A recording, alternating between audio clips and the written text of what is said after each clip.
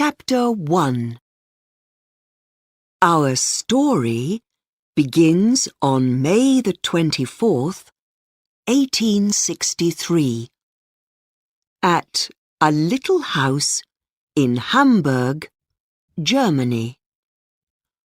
On that day, Professor Otto Liedenbrock comes home from work early. "Look," he says to his nephew, Axel. "This wonderful book comes from the old shop near here. And it's got Arne Saknussum's name in the front." Who's Arne Saknussum? And what's the book about? Asks Axel. I can't read it. That's because it's in Old Icelandic. Saknussum's an old Icelandic scientist from the 1500s. And this book's more than 400 years older than him. Just then, they find a dirty old paper in the book. "Look," says Professor Liedenbrock. "it's a secret message. I'm sure." Professor Liedenbrock and Axel want to understand the message on the paper. They work on it all afternoon. "It's no good," says the professor angrily that evening. "I can't understand it." And he goes out of the house for a walk. The fire in the room is very warm. Soon, Axel feels hot. He moves the paper in front of his face. Suddenly, Axel can read the message through the paper. It is a secret message from Arne Saknussum, he thinks. but it's backwards. Now Axel understands the message. He's afraid. Just then, his uncle comes home. Axel is afraid of his uncle, too. "Well, Axel, Says Liedenbrock. can you understand the message now?" Yes, Uncle. Says Axel. You must read it backwards. "Of course." Says Professor Liedenbrock. "Good boy. That's it." The professor reads the message. "Go down into the crater of Snæfell's before the last day of June, when the shadow of Scartaris falls across it, and you can go to the center of the earth. Arne Saknussum." Uncle, Axel asks the professor. Where's Sneffels? In Iceland. Answers Liedenbrock. It's an old volcano. But, Uncle, nobody can go to the center of the earth and come back alive, Says Axel. It's very hot and dark down there, I'm sure. Yes, they can. Arne Saknussum's message tells us that. Says Liedenbrock. But is his message true? We must go to Iceland and see. Now, remember, Axel, this is a secret. Says Liedenbrock. We want to be the first scientists of our time to go to the center of the earth.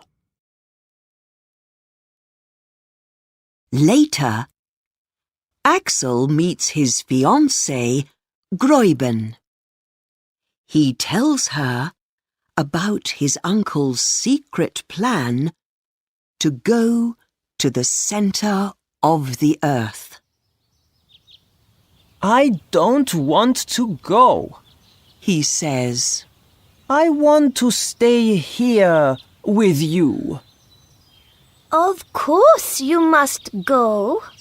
Says Gräuben.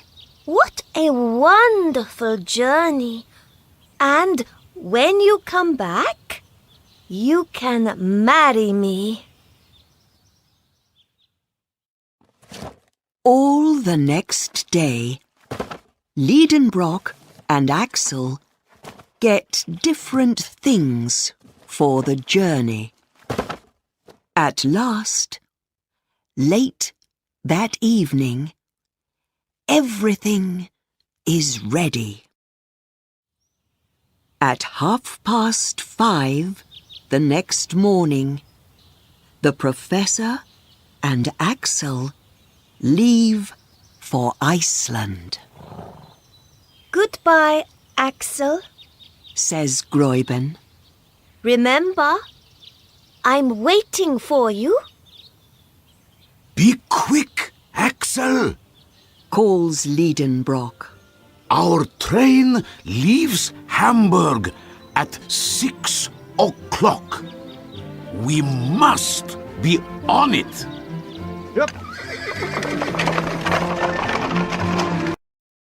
Chapter 2.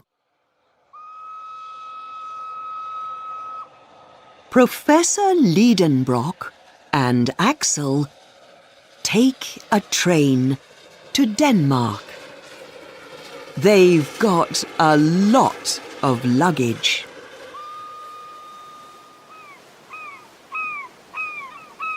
The next day, they arrive in Copenhagen.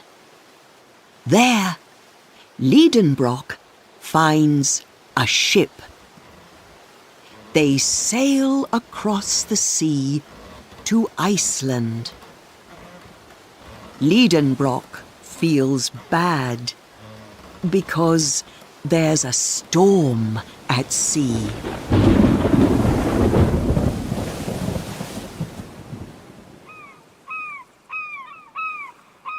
On the 13th of June, they arrive in Reykjavik.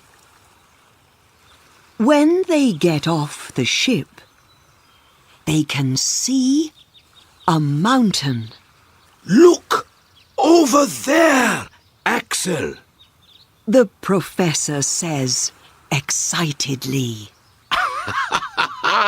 That's Sneffels. Many people come to see the boat arrive. The professor and Axel meet a science teacher. His name is Mr. Fredriksson. You can stay at my house, he says.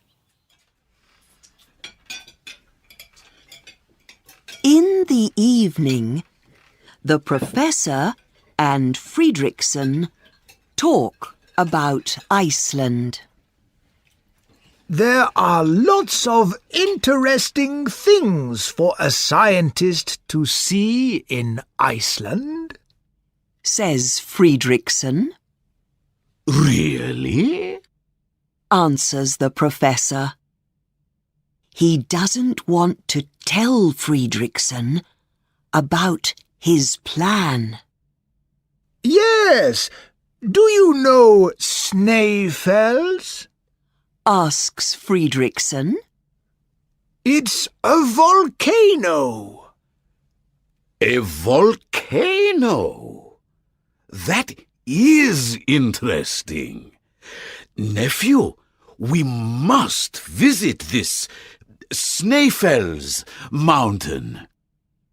You can go there on foot, but you need a guide, says Fredriksson. I know a very good man. We can meet him tomorrow. The next morning, they meet Hans Bjelke. Can you be our guide and take us to Snæfell's?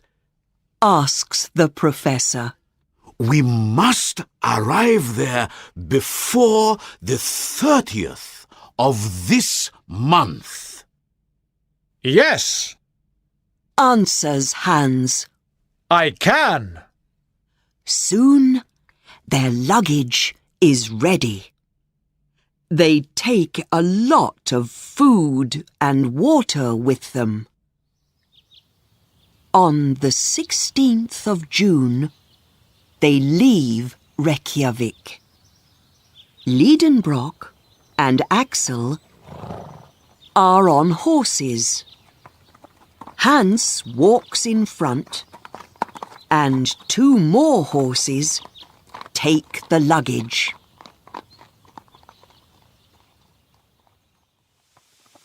One week later, they are near Snæfell's. It's an old volcano, but old volcanoes sometimes erupt too, Thinks Axel. Snæfell's has 2 tops. Says the professor. And we're going to the top of Skartaris. Over there. They leave the horses and begin to go up the mountain. Axel soon feels tired, but the professor is excited, and he stays not far behind Hans. When they arrive at the top of Skartaris, they are cold, hungry, and very tired. It's midnight, but they can see the light of the sun in the sky. The next morning, Professor Lidenbrock speaks quietly to Hans. Axel and I are looking for the center of the earth. Do you want to come with us? Yes, Says Hans, and the 3 men begin to go down into the crater. Chapter 3. When Hans, Lidenbrock, and Axel arrive at the bottom of the crater, there are 3 black holes in front of them. Where do we go now? Asks Axel. I don't know. We must wait and see, says the professor. It is the 28th of June. Suddenly, the sun comes out, and the shadow of Scartaris falls on one of the holes. It's Arne Saknussemm's sign, says Professor Liedenbrock excitedly. Come on. We go down that hole to the center of the earth. They go through the hole and climb slowly down. It takes them 10.5 hours to arrive at the bottom. What a very long climb! Now they are 2,000 meters from the top of Snaefels. In the morning, they eat breakfast, and Professor Liedenbrock looks at his compass. Now, He says, the journey begins. they take lamps and go into a big, dark tunnel. They walk for a very long time. Axel and the professor look at the crystals in the walls of the tunnel. What wonderful crystals! Axel says, Yes, says Liedenbrock. Hans walks in front of them. He doesn't say a thing. On the second day, the big tunnel stops suddenly. In front of them, there are 2 small tunnels. Which tunnel do we take now? Asks Axel. the tunnel on the left. Says Liedenbrock.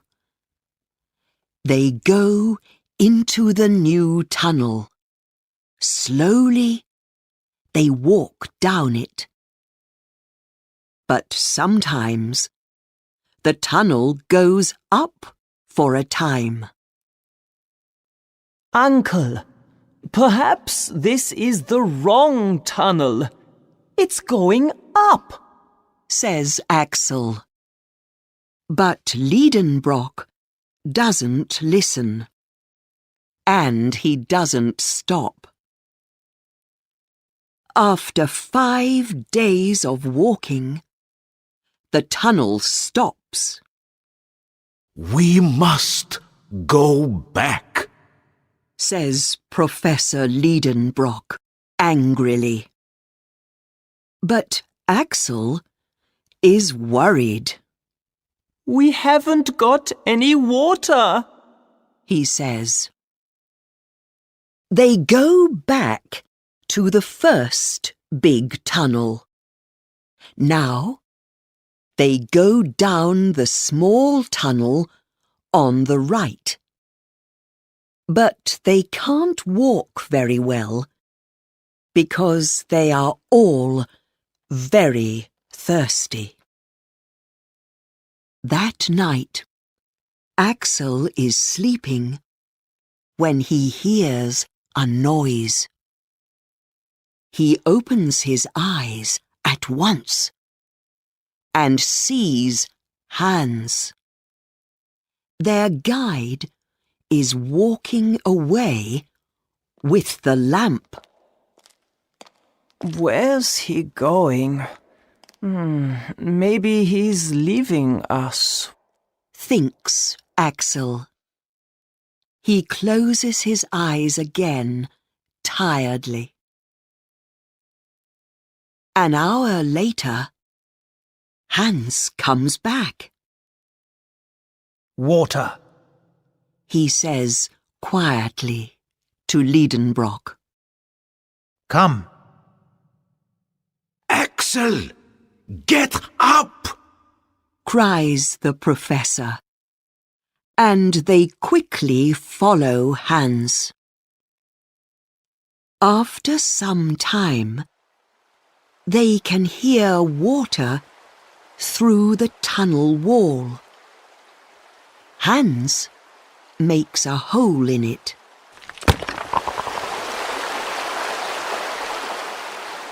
Water comes out, and at last they all drink. Don't close that hole, Hans. Says Liedenbrock. Now, this stream can be our guide. Chapter 4. The next day, Hans, Liedenbrock and Axel follow the stream down the tunnel. The professor looks at his compass. Where are we now? Asks Axel. 200 kilometers southeast of Snæfell's. So, we are under the sea. Answers his uncle. When the tunnel goes down, Professor Liedenbrock is very happy. Sometimes they stop, and the professor writes in his book. How many days is it before we go back? Asks Axel. We've got water now, but not much food. Be quiet, Axel. Says Liedenbrock. I'm writing about our journey. Axel is walking down the tunnel the next day when suddenly he loses Hans and the professor. He walks back, but he can't find them. Just then, he falls and breaks his lamp. Oh no! He cries. Axel sits and waits in the dark. At last, he hears something. He puts his head near the tunnel wall and listens. I can hear Hans and the professor. He thinks. They're talking. But where are they? Help! Cries Axel. Help! The tunnel wall takes Axel's cries down to the professor and Hans. Axel, are you okay? The professor calls back. We are far in front of you. Come on down here. Axel begins to walk, but he can't see anything. Suddenly, his foot hits something, and he's falling down. Axel falls for a long time. When he opens his eyes again, he's in a very big cave. Axel! You're alive! Cries the professor. Yes, but where are we? Asks Axel. I can see light and I can hear the sea. Are we under the earth now or not? Yes, Axel, we are, says the professor. There's a big underground sea in front of us. We must go across it. Hans is making a raft.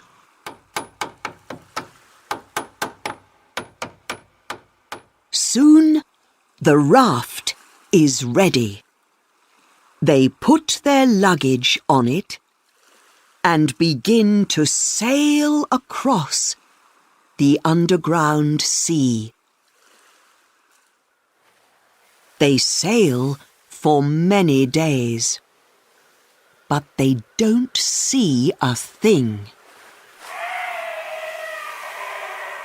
Suddenly, 2 sea monsters come out of the water.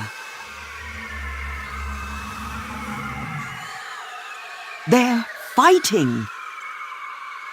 I must tell Gräuben about these monsters when I get home, thinks Axel. Hans quickly sails the raft away from them. Chapter 5. Hans, Liedenbrock, and Axel sail on the raft across the underground sea. The professor is looking for land. Look at those clouds, says Axel. A storm's coming. The raft is sailing very quickly now. There is a lot of lightning in the clouds. Suddenly, some blue and white lightning comes from the clouds. It explodes over them and breaks the raft. Just then, the raft hits some rocks.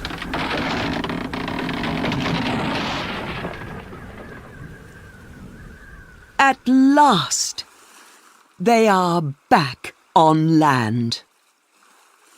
Oh, how can we go back to Snæfell's now? Asks Axel. Go back? What are you saying? First, we must find the center of the earth, says the professor. Hans finds the luggage and begins to work on the raft. He wants to make it ready to sail again soon. Liedenbrock and Axel go for a walk. They walk over some rocks. Suddenly, the professor finds a dead body. It's the body of a man. Oh no! Thinks Axel. Are there men living down here? They walk to the trees in front of them. These trees aren't green because there's no sun. Through the trees, Axel can see some big land monsters. What are they? he asks. Oh no! Look at that! They're coming nearer! He cries worriedly. They're mastodons. Laughs the professor. They aren't living on Earth now, but they are alive down here. Just then, the professor stops. Look over there, Axel. He says quietly. In front of them, they can see a man. He's very tall, and he's walking with the mastodons. Quick! Back to the raft before he sees us! Cries Axel. The professor runs after him.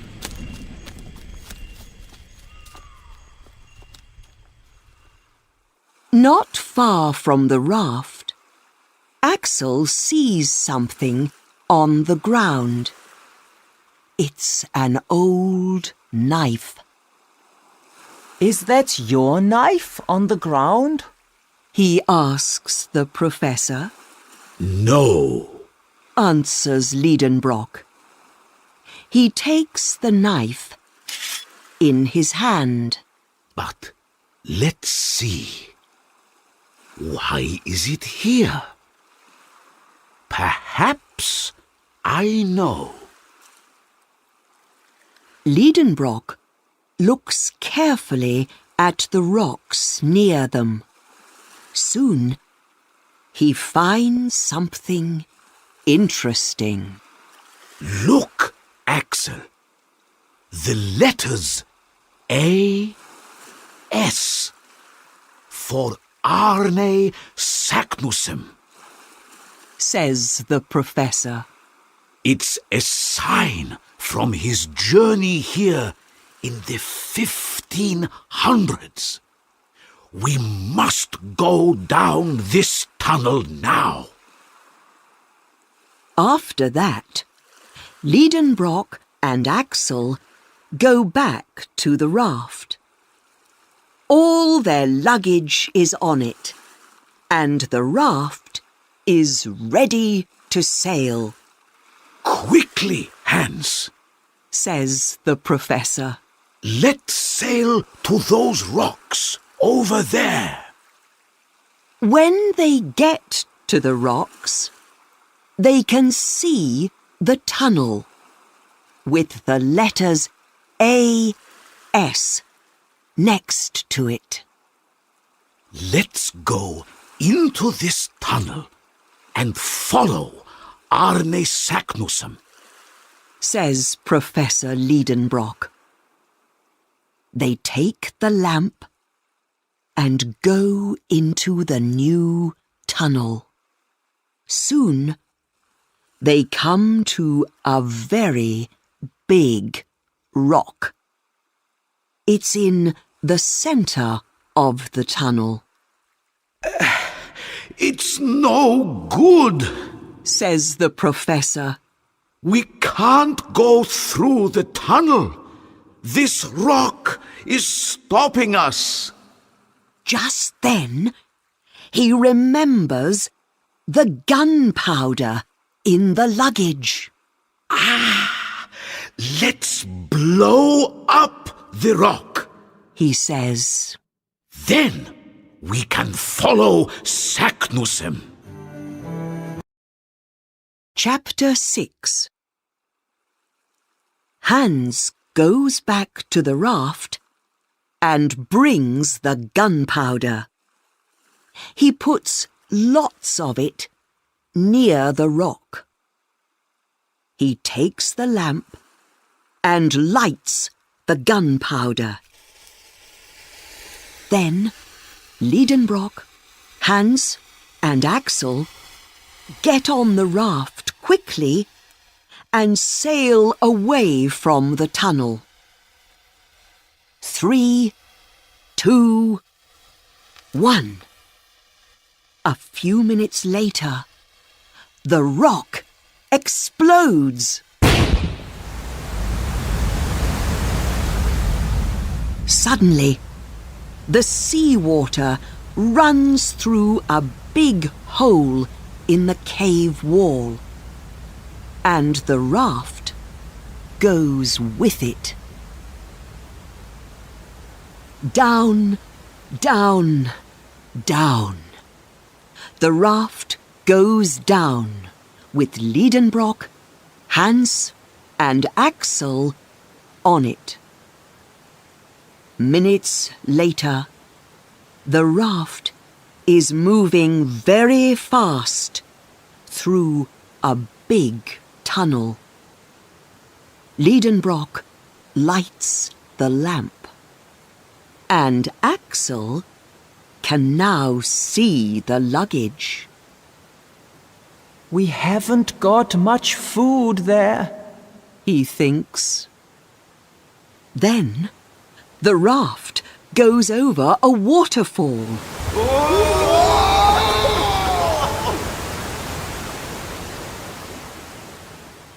When they arrive at the bottom, water from the waterfall falls on top of them.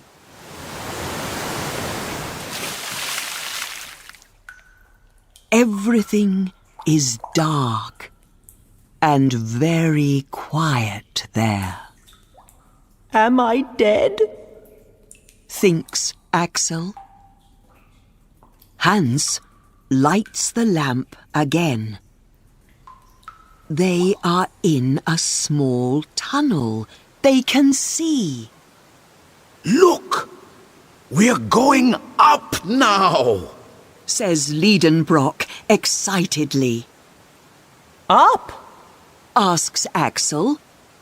Where's this tunnel going? Can we get out of it alive? I don't know, Axel, but let's eat. Says the professor. I'm hungry. They eat, but soon there is no more food.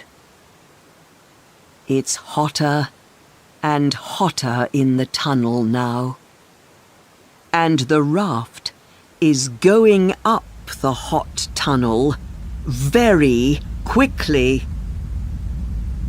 Axel looks at the water under the raft. But there isn't any water now. The raft is moving on lava. Axel is worried. What's happening? He asks. We're going back to the upper world, Says the professor. We are in a volcano and it's erupting. But where is this volcano? Thinks Axel. Suddenly, the raft comes up out of the tunnel and into the sky. It is moving very fast now. A few minutes later, it comes back down and hits the ground near a mountain.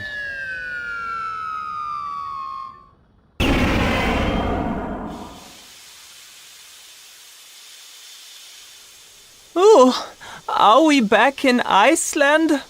Asks Axel. No, this isn't Iceland. Says the professor.